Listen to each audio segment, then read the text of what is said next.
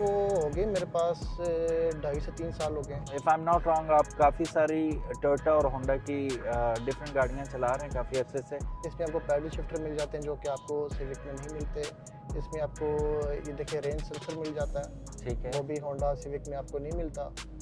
तो इसकी headlights auto adjustable हैं, वो भी सिविक में नहीं आती। होंडा 2 चीज़ों में विन करती है गारंटी से, दोनों गाड़ियों को मैं शापर समझता हूँ। चेक किया इसका पिलर दबा के, तो पिलर मेरे हाथों से दब रहा था होंडा सिविक का। बिस्मिल्लाहिर्रहमानिर्रहीम, अस्सलामुअलैकुम। मेरा नाम है ख्वाजा मोहम्मद उमर और आप देख रहे हैं Carmate PK. Welcome back to yet another video. और आज की वीडियो होने वाली है एक बहुत बड़ी जंग बिटवीन टोयोटा एंड होंडा। और इत्तेफाक की बात है, कल हमने होंडा के बारे में ही वीडियो लगाई थी और काफ़ी सारी सजेशंस और काफ़ी सारी आप लोगों ने फीडबैक दिया। Thank you so very much. आज जो गाड़ी है उस गाड़ी से पहले मैं तारुफ कराना चाहूँगा गाड़ी के ओनर से, जो कि ओन कर रहे हैं दोनों टोयोटा भी और होंडा भी। मेरे साथ मौजूद हैं अदील भाई। अस्सलाम वालेकुम अदील भाई, कैसे हैं आप? वालेकुम अस्सलाम, अल्लाह का शुक्र उमर भाई, आप सुनाएं ठीक ठाक हैं? अल्हम्दुलिल्लाह रब्बिल आलमीन। अच्छा अदील भाई, सबसे पहले तो मुझे ये बताएं कि हम किस गाड़ी में बैठे हुए हैं इस वक्त? ये टोयोटा की ग्रैंडी है जो है। Top of the line variant है। इसमें आल्टिस भी है, वो भी आजकल बड़ा एक अच्छी गाड़ी इसको मैं समझता हूँ। ठीक है। लेकिन ये टॉप ऑफ द लाइन है, 1.8 में आती है और इसमें सनरूफ होता है। बाकी ऑलमोस्ट तकरीबन सारे फीचर्स आल्टिस के और ग्रैंडी के सेम ही होते हैं।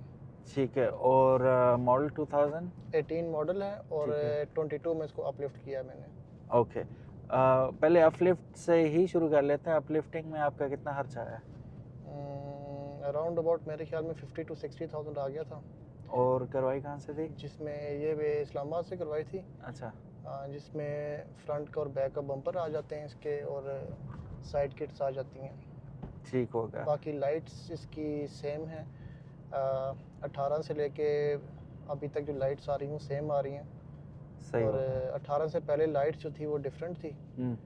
अब इन्होंने प्रोजेक्टर डाल दिया था 18 के बाद और अभी तक वही चल रहा है। वही चल रहा है। ऑटो एडजस्टेबल लाइट्स हैं इसकी, ठीक है। पहले ये फीचर नहीं था इसमें।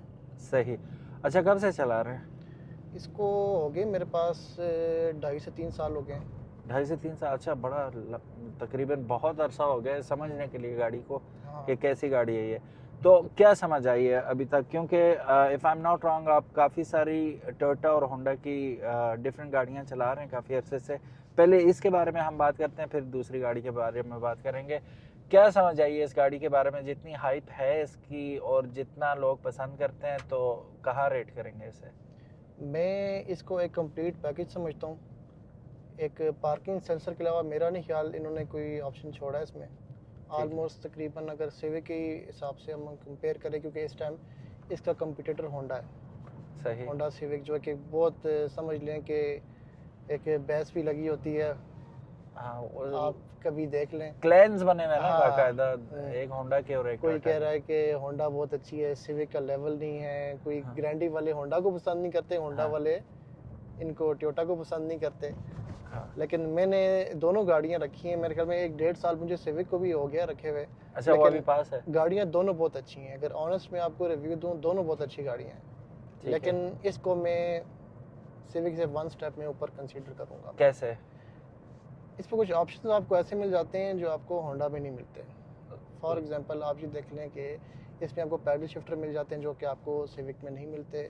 इसमें आपको ये देखिए रेन सेंसर मिल जाता है, ठीक वो है। भी होंडा सिविक में आपको नहीं मिलता। तो इसकी हेडलाइट्स ऑटो एडजस्टेबल हैं, वो भी सिविक में नहीं आती। सिविक के कौन से वेरिएंट से आप कंपेयर कर रहे हैं? मैं 10th जनरेशन से कर रहा हूँ। ठीक हो गया। हाँ। ओके।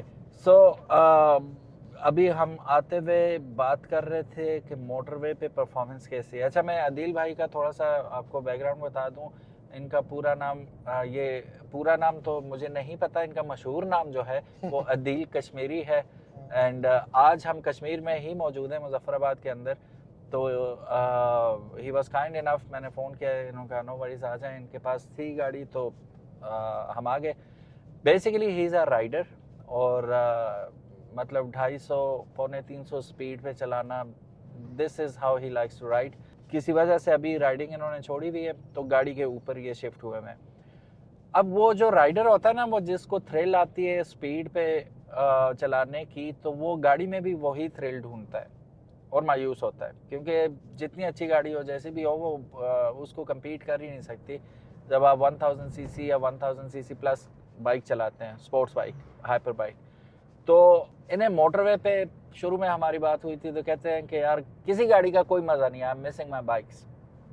अब चूंकि साल 1.5 साल हो चुका है इन्हें बाइकिंग छोड़े हुए, तो अब ये अच्छा मौका है पूछने का। अब बताएं अदील भाई के सिविक और इसमें मोटरवे के ऊपर परफॉर्मेंस में बहुत स्पीड वाइज भी बताइएगा, साथ ही स्पीड पे फिर ये परफॉर्म कैसी करती हैं। हमने बड़ा सुना हुआ है सिविक का कि यार लिफाफा ही है, ठीक है, और वो एक सर्टेन स्पीड के ऊपर जाके आप अल्लाह के वाली ही होती है वो कि रोड ग्रिप ख़त्म हो जाती है सारा कुछ। इसको उसके साथ स्पीड पे भी कंपेयर कीजिएगा, और साथ ये बताइए ब्रेकिंग में दोनों कैसे हैं। अच्छा, मैं इसको इजी कर लेता हूँ। मैंने दोनों ही गाड़ियों के मीटर डाउन किए थे मोटरवे के ऊपर। मुझे दोनों की स्टेबिलिटी ऑलमोस्ट मुझे सेम लगी है। Almost same? ऑलमोस्ट सेम है, मतलब दोनों गाड़ियों को मैं शापर समझता हूँ। एक शापर है, दूसरी भी शापर है। अब मैंने अभी रिबॉन भी रखी थी जो मैंने सेल कर दिया है। उसकी स्टेबिलिटी मैं समझता हूँ कि एक टॉप क्लास की है। अच्छा। उसके अलावा सिविक की 9th जेन जिसको रिवर्स भी कहते हैं और एक्स 10th जेन जो है, उसकी स्टेबिलिटी भी मैं इतनी कोई बेहतर नहीं समझता जैसी होनी चाहिए। ज़्यादा जब मीटर डाउन होगा तो 200 प्लस पे गाड़ी जा रही होगी, और 200 प्लस पे आपको पता है कि एक कार के हिसाब से अच्छी खासी स्पीड है, बहुत ज़्यादा है। तो उस पे तो इन दोनों गाड़ियों की स्टेबिलिटी मुझे अच्छी नहीं लगी। ठीक है। ब्रेकिंग की अगर मैं बात करूँ, दोनों की ब्रेकिंग अच्छी है, लेकिन 1 स्टेप बेहतर है होंडा की ब्रेकिंग। अच्छा, उसको नंबर ज़्यादा उसको देंगे। थोड़ा सा 1 पॉइंट में ज़्यादा दूंगा, उसकी ब्रेकिंग थोड़ी सी बेहतर है ग्रैंडी से। ठीक है। इसकी भी बुरी नहीं, इसकी भी बहुत अच्छी ब्रेकिंग है, लेकिन वो ज़्यादा बेहतर है इससे। वो एतमाद उस पे है, हाँ, ज़्यादा एतमाद उस पे है। ठीक है। अच्छा, ग्रिप आप कहते हैं कि 200 से ऊपर दोनों ही लूज कर जाती हैं तकरीबन। ठीक है। इसका 240 तक मीटर जा रहा है, इट मींस 240 ही आपने इस पे टॉस नहीं, ये 240 नहीं, ये 195 से 200 तक इसका मीटर लॉक्ड होता है बाय फैक्ट्री।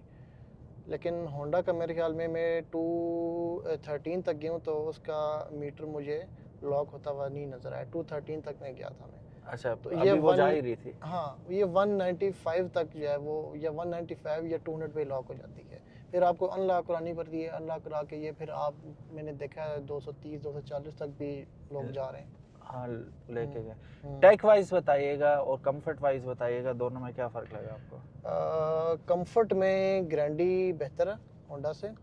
ठीक है। जो ग्रैंडी के प्लस पॉइंट है मैं आपको वो बता देता हूँ, और जो होंडा सिविक के प्लस पॉइंट है मैं आपको वो भी बता देता हूँ। गाड़ियाँ जैसे कि मैंने बताया कि दोनों बहुत अच्छी हैं। होंडा 2 चीज़ों में विन करती है ग्रैंडी से। एक, उसकी ब्रेकिंग अच्छी है ग्रैंडी से, दूसरी उसका इंटीरियर जो है वो आउट क्लास है। आप बैठेंगे, बैठ के आपको फील आएगी कि वाकई आप किसी गाड़ी में बैठे हैं। हाँ। एक लग्जरी फीलिंग आएगी आपको। सही। तो टोयोटा में ऐसा नहीं है। अभी ये गाड़ी आपके सामने, आपको लगेगा कि इसका इंटीरियर बहुत बेसिक है। हाँ। तो आपको वो फील नहीं आती। तो इन 2 चीज़ों में होंडा जो है वो विन करती है टोयोटा से। सही। बाकी आप किसी भी चीज़ में अगर कंपेयर करें तो टोयोटा ऊपर है होंडा से। कंफर्ट इसकी ज़्यादा अच्छी है, सस्पेंशन इसकी ज़्यादा अच्छी है, बिल्ड क्वालिटी इसकी ज़्यादा अच्छी है। इंजन तो है ही रिलायबल है। बिल्ड क्वालिटी से मैं आपको बताऊं कि गाड़ी का जो सबसे मजबूत जो हिस्सा होता है वो उसका पिलर्स होता है। हाँ। अब यकीन करें, मैंने उस दिन चेक किया इसका पिलर दबा के, तो पिलर मेरे हाथों से दब रहा था होंडा सिविक का। तो जो कि ऐसा होना नहीं चाहिए। आपने नई बेस छेड़ दी अब तो। हाँ, तो ये बहुत कम लोगों ने ऐसे चेक किया होगा। वैसे वो चेक करके देख भी लें तो बड़े हैरान होंगे लोग इस चीज़ को देख के कि कैसे पिलर किसी गाड़ी का दब सकता है। तो इसका आपने चेक किया? इसका नहीं होता ऐसा। इसकी बिल्ड क्वालिटी बहुत अच्छी है होंडा से। सही। अभी मैंने अपनी गाड़ी भी दिखा के आया हूँ, वो भी दबा के चेक। मैं क्या इसकी मालिश कर रहा हूँ, कहते नहीं, मैं एक चीज़ चेक कर रहा था कि मेरी सिविक जो है तो वो दब जाती है, ये नहीं दबी ना। तो टोयोटा भी नहीं दब रही, एल्सविन भी नहीं दब रही, which is very good. Integrity जो होती है ना इसकी स्ट्रक्चर की, वो बहुत ज़्यादा इम्पोर्टेंट होती है। आप चाहे मेहरान का लोग मजाक उड़ाते थे, फिर उसके बाद ऑल्टो का तो अभी भी उड़ा रहे हैं, फिर सिविक मैंने अपनी आंखों से देखी, यालाबारी हुई भी तो वो बर्दाश्त ही नहीं कर सकी ना। तो वो उस पे जिस तरह वो नान भाई वो उंगलियों से निशान नहीं लगाता ना कुलचा लगाने से पहले, उस तरह वो मक्खियों का छत्ता बना हुआ था, वो बिल्कुल बर्दाश्त नहीं कर सकी सिविक। तो मटेरियल वाइज और या बिल्ड क्वालिटी वाइज बहुत बहुत पीछे है वो टोयोटा से, ये तो सबको पता ही है। अच्छा, एक चीज हमने आते हुए नोट की, आप यूं घुमा के इसे उतार रहे थे स्पीड ब्रेकर से, ऑल्दो वो स्पीड ब्रेकर भी स्पीड ब्रेकर तो नहीं था, वो कार ब्रेकर है, इतने बड़े बड़े बनाए हुए इन्होंने। इसकी ग्राउंड क्लियरेंस ज़्यादा बेहतर है सिविक से, यानी कि अब आपको पता है हमारा पहाड़ी इलाका है जी। इसको कहीं भी जाने से पहले हमें सोचना नहीं पड़ता कि लेके जाएं या ना लेके जाएं, बस स्टार्ट किया और ले गए। अच्छा। तो सिविक को मुझे पहले सोचना पड़ता है कि जगह कैसी होगी, हाँ, जा पाएगी कि नहीं पाएगी, खड्डे जंप होंगे नहीं होंगे, वो चीज़ सोच के तो फिर मुझे जाना पड़ता है। तो सिविक को थोड़ा मैं कहूँगा ये समझ लें कि बर्गर गाड़ी, मम्मी डैडी गाड़ी आप समझ लें, आप उसको हर जगह पे नहीं ले जा सकते। और अगर रोड थोड़ी रफ भी है या अगर खड्डे अगर आपको फील होते हैं रोड पे, तो आपको बड़ी एहतियात से आराम से गुजारनी पड़ती है, नहीं तो कोई ना कोई आपकी वही आवाज़ें ना आना शुरू हो जाएंगी गाड़ी से। हाँ। क्वालिटी, बिल्ड क्वालिटी, उसकी पार्ट्स की क्वालिटी, वो बिल्कुल भी मैं उसको अच्छा नहीं कहूँगा।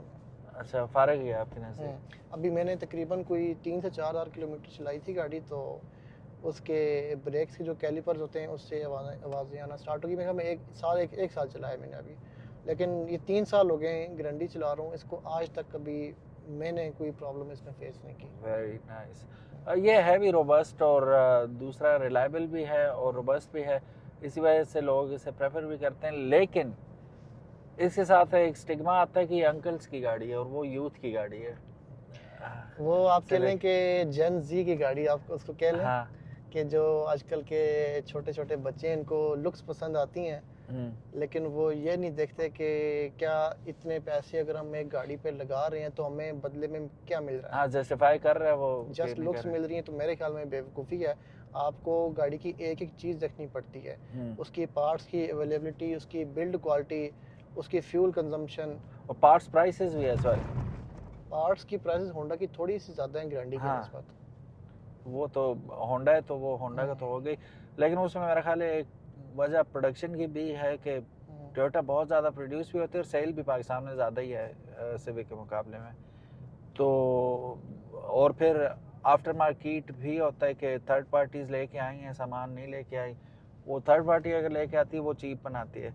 अगर आप फ्रेंचाइजीज वगैरह से लेते हैं तो वो तो आपको बहुत ही ज़्यादा एक्सपेंसिव पड़ जाता है फिर। बिल्कुल ऐसे तो ही है। ये सीन है। अच्छा, एक जाने से पहले ज़रा मुख्तसर कर लेते हैं काफ़ी। अच्छा, हम जितनी भी बातें कर रहे हैं already you know about these things, क्या नई बात आपको सुनने को मिली वो हमें ज़रूर बताइएगा, और आप भी अगर कोई ऐड ऑन करना चाहते हैं इस बात में दोनों के कंपैरिजन में तो कमेंट सेक्शन में ज़रूर बताइएगा। मुझे ये बताएं, फैमिली वाइज अगर if we have to choose one car between Civic and Grande, कौन सी चूज़ करेंगे आप? ग्रैंडी का मैं कहूँगा ये एक फुल पैकेज है। अच्छा, इसमें आपको हर चीज़ मिल जाती है, फुल पैक। अब मैं आपको एक और चीज़ बताना मैं भूल गया कि हमारा जैसे पहाड़ी इलाका है तो हमें पैडल शिफ्टर्स की कितनी ज़रूरत पड़ती है। अब जब हम टॉप पे जाते हैं हाइट पे, वहाँ पे जाने के बाद अब जब वापसी पे आप नीचे की तरफ उतर रहे होते हैं, फिर मैनुअली उतारना पड़ता है आपको। आप नहीं उतार सकते मैनुअली, कैसे उतारेंगे आप? अगर गाड़ी तेज ही तेज होती जाती है, हाँ। होती जाती है। पैडल शिफ्टर नहीं, आप गियर्स को कंट्रोल नहीं कर सकते। आप उसका उसमें एल वाला गियर उन्होंने दिया हुआ है, लेकिन वो इतना कोई इफेक्टिव नहीं है। लो गियर इतना अच्छा नहीं हाँ, उसका लो गियर इतना ज़ाहिर है आपकी वो 85 से आप उतरेंगे फॉर एग्जांपल, तो वो तो स्टीप है बिल्कुल डाउन। बिल्कुल। तो मुझे बड़ा मसला हुआ था वहाँ से उतारने में। ग्रैंडी पे जितनी बार भी गया मुझे कभी कोई मसला नहीं हुआ। मुझे पता है जस्ट मैंने पैडल शिफ्टर से गियर डाउन करना है तो इंजन ब्रेकिंग पे गाड़ी ने स्लो हो जाना है। और बाकी आपको कभी भी, टोयोटा एक वेल नोन ब्रांड है वर्ल्ड वाइड, आप देखें टोयोटा की कोई भी गाड़ी है वो बेहतरीन गाड़ी होती है। अभी बल्कि एक रिकॉर्ड भी बनाया टोयोटा की गाड़ी ने, 19 कौन सा मॉडल था जो मेरे ख्याल में 20 लाख शायद या इस तरह से कोई वो सेल हुए थे। नहीं, उस इतनी उसकी इंजन की माइलेज थी जेन्युइन इंजन के ऊपर। ओह आई सी। पता नहीं आपने देखा या नहीं देखा। मेरी नज़र से नहीं तो गुजरा। वो मैं उसने देख रहा था कि उसने रिकॉर्ड बनाया कि इतना चला है इंजन। इतना, हाँ, इतना वैसे चलता नहीं है जेन्युइन स्टॉक इंजन के ऊपर। क्या बात है। तो वो ये बस अपना यहाँ से वो बंदा पिघल जाता है ना, यहाँ पे बंदा पिघल जाता है कि यार इंजन एटलीस्ट इसका रास्ते में नहीं फेंकेगा। आप इंटीरियर के लुक्स को इग्नोर कर दें तो मैं कहता हूँ एक ग्रैंडी बहुत अच्छी है। नहीं, मैं अगर आपको बताऊं बहुत सोबर रहेंगे for a person like me जिसको ज़्यादा शेनानिगन्स नहीं चाहिए, इतने ज़्यादा सिंपल येट एलिगेंट है ये ऐसा नहीं है कि वो बहुत ही ऑडली डिजाइंड है या ऐसी कोई बात है। मुझे तो पसंद है ये, बिल्कुल सिंपल सरल किस्म का आपको इंटीरियर मिल रहा है। I like it, I don't mind it at all. ये था जी आज का हमारा मुख्तसर सा रिव्यू, कंपैरिजन रिव्यू। इनका इनपुट इसलिए भी ज़रूरी था कि he is driving both of these vehicles on daily basis, तो उसमें आसानी हो जाती है पूछने, क्योंकि ये अब अनबायस्ड किस्म की रिव्यू था। दोनों ऑन कर रहे हैं ना, ये नहीं है कि सिविक को बैश कर रहे हैं या इसको बैश करेंगे, दोनों इनकी अपनी है। तो ये he is in better position कि ये स्टेट कर सकें कि दोनों गाड़ियाँ किस कैलिबर पे आ रही हैं। So thank you so very much guys. कोई चीज़ रह गई हो हमसे डिस्कस करना तो कमेंट सेक्शन में ज़रूर बताइएगा। फीचर्स की बात करें तो जैसा उन्होंने कहा टॉप लाइन है, ये टॉप ऑफ द लाइन है, तो सनरूफ से लेकर एबीएस और एबीएस से लेकर एयरबैग्स, सेफ्टी वाइज हर चीज़ पूरी है। इंफोटेनमेंट सिस्टम इसका अच्छा है। साउंड किसका ज़्यादा अच्छा है? साउंड सिस्टम जो स्टॉक आता है? साउंड दोनों का बेहतर है। दोनों का अच्छा है? दिन का दोनों का अच्छा है sound. Okay, AC performance? AC performance Honda की थोड़ी बेहतर है। होंडा की बेहतर है? हाँ, होंडा का चिल एसी है काफ़ी इसकी निस्बत। इसकी निस्बत चिल है। Okay, very nice. अच्छा, उसमें ये नहीं है मैनुअली गियर अप डाउन नहीं कर सकते? नहीं कर सकते, नहीं। ओके, उसमें नहीं होता, उसमें जस्ट वो लो गियर दिया हुआ है। अच्छा। हाँ, बस आप उस पर लगाते हैं, उस पर भी गाड़ी उतराई में तेज होती जाती है, तो ब्रेकिंग आपको कर करके ब्रेकिंग गर्म हो जाती है। सो आदिल भाई, दोनों 1.8 हैं आपके पास। हॉर्स पावर फिगर्स पेपर्स में तो डेफिनेटली आपको नज़र आ ही जाते हैं, लेकिन परफॉर्मेंस वाइज आपको तगड़ी गाड़ी कौन सी लगती है टॉर्क में और पावर में? पावर में मुझे ग्रैंडी ज़्यादा अच्छी लगी है। ठीक है। क्योंकि ग्रैंडी में मैंने पावर ज़्यादा फील की है, और मैंने काफ़ी सारी ग्रैंड होंडा के साथ ड्रैग रेसेस भी की हैं, तो हमेशा ग्रैंडी ने विन नहीं किया। अच्छा। हाँ, इसकी पावर ऑलमोस्ट सेम है दोनों में, मेरे ख्याल में 140 हॉर्स पावर दोनों बना रही हैं, लेकिन इसका जो रिस्पांस है इसके सीवीटी का, वो होंडा के सीवीटी गियर से बहुत स्ट्रांग रिस्पांस है। पुल तगड़ा है इसका। हाँ, आप इसको पैडल यूं ही देंगे तो इसने सोचना नहीं है, इसने उसी टाइम जो है वो गाड़ी ने पिक हो जाना है। थ्रॉटल रिस्पॉन्सिव है, बहुत अच्छा है।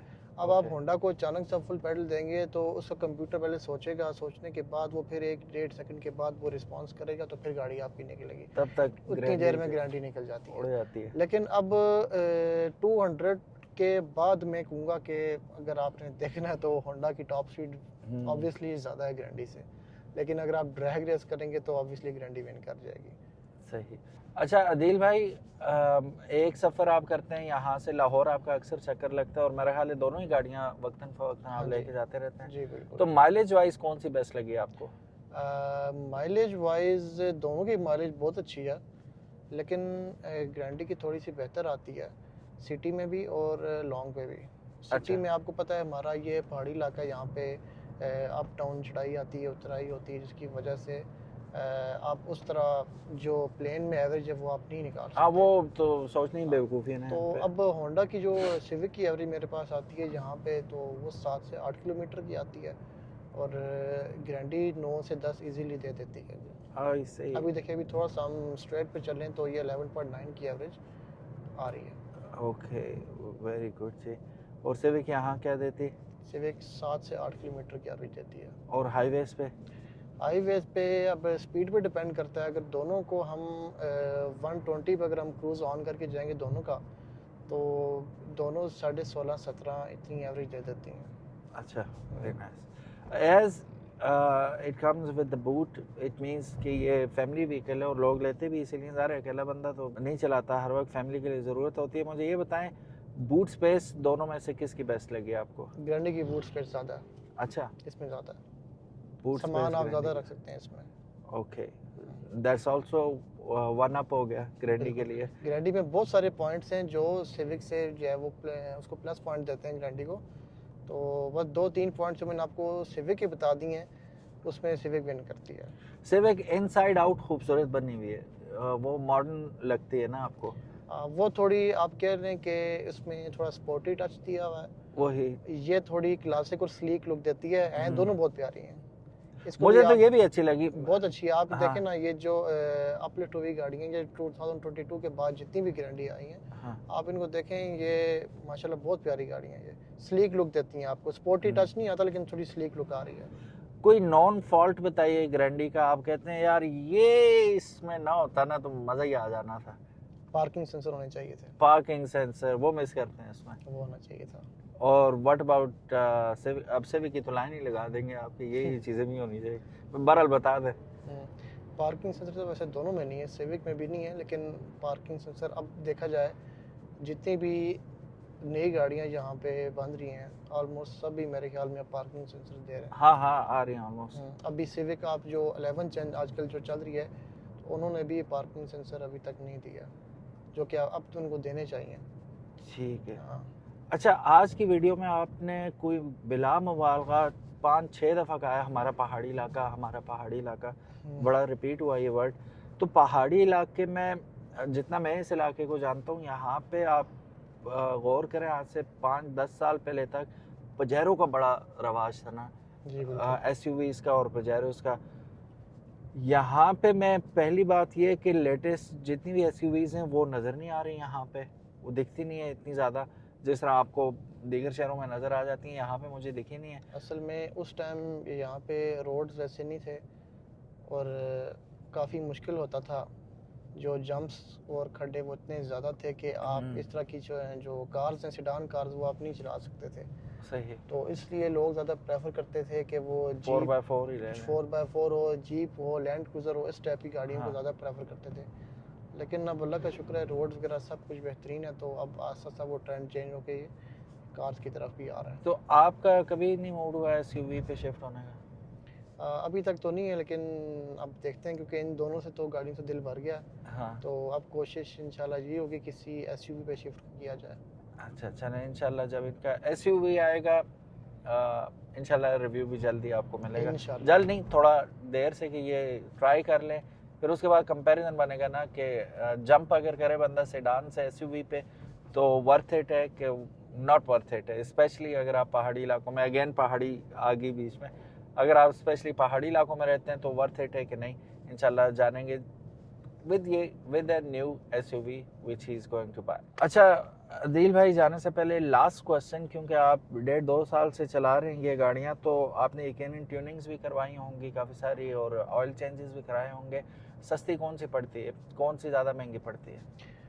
मेंटेनेंस कॉस्ट तो दोनों की ऑलमोस्ट सेम ही है। ठीक है। मुझे कोई डिफरेंस फील नहीं हुआ, क्योंकि ट्यूनिंग की देखें एक लेबर कॉस्ट होगी आपकी और एयर फिल्टर की रिप्लेसमेंट होगी, स्पार्क प्लग रिप्लेस होंगे या वो क्लीन हो जाएंगे, और बाकी इंजन ऑयल होगा, तो वो ऑलमोस्ट दोनों का सेम ही है। और करवाते आप फ्रेंचाइजीज से ही हैं? हाँ जी बिल्कुल, डीलरशिप से। डीलरशिप से, ओके, वेरी नाइस। अदील भाई, thank you so very much for being so kind and giving us your precious time. और आप लोगों का भी वीडियो देखने का बहुत बहुत शुक्रिया, बिकॉज आप लोग देखते हैं तो हम लेके आते हैं आपके लिए नई नई वीडियोस।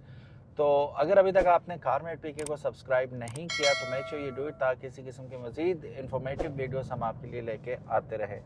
अदील भाई से मिलके कैसा लगा ज़रूर बताइएगा। अच्छा, मेरा जो प्राइमरी चैनल है वो बाइकमेट पीके के नाम से है, तो जब हमने शुरू किया था चैनल तो अदील भाई उस वक्त से हमारे साथ थे, और जो शुरू में हमारी जो वीडियोस ज़्यादा चली थी वो इनकी रेसेस की वजह से चली थी। He is a very fast rider. Drag races. Drag races जी, 130-35 पे YBR चला रहे थे कितने पे? जी बिल्कुल। हाँ, तो YBR कहाँ चलता है यार, लेकिन हमने GPS में करके GPS भी और वो दूसरा भी, वो बहरहाल बाइकमेट पीके पे 5-6 साल 2017-18 की वीडियोस पड़ी हुई हैं, वो आप चेकआउट कर सकते हैं। He looks just like the same. मैं ज़रा बस अब वो पुराना हो गया हूँ, बाल चाल सफ़ेद हो गए, but he is as young as he was 5-6 years ago। Again thank you so very much guys, अपना ख्याल रखिएगा, इंशाल्लाह मिलते हैं नेक्स्ट वीडियो में, तब तक इजाज़त दीजिएगा। अल्लाह हाफिज़, अस्सलाम वालेकुम।